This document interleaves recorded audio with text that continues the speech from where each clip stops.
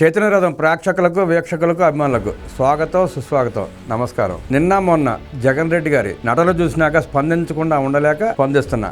జగన్ రెడ్డి, నీది ములాఖతా లేక నీ క్రిమినల్ బ్యాచ్ ని పోలీసుల్లా మార్చిపెట్టి ప్రజలకు చూపించే ప్రయత్నమా? రిమాండ్ లో ఉన్నది దేశం కోసం పోరాడిన గాంధీ కాదు, అతను కరడు కట్టిన క్రిమినల్. సామాజిక ఉద్ధరణ కోసం పరితపించే పోరాట యోధుడు కాదు, సమాజాన్ని దోచుకున్న రాక్షసుడు. దళిత యువకుడిని కిడ్నాప్ చేసి హింసించి దాడులకు దిగబడిన ఓ రాజకీయ గోండా. ములాఖత్ అంటే నేరం చేసి కారాగారంలో ఉన్నవారిని వారి బంధువులు కలిసేందుకు ఏర్పడిన ఓ చట్టపరమైన ప్రక్రియ.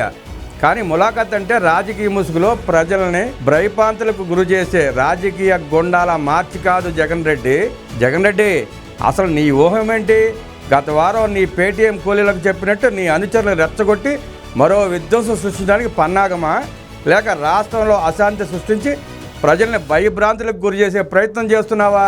నువ్వేదో ములాఖత్ తర్వాత పులివెందుల అందగాడివి అయినట్టు, ఆ వంశీ రామాటాకి సుందరాంగుడైనట్టు, ఆ నాని పాటి మీద దేకుడుగాడైనట్టు అందాల గురించి మాట్లాడతావేంటి జగన్ రెడ్డి?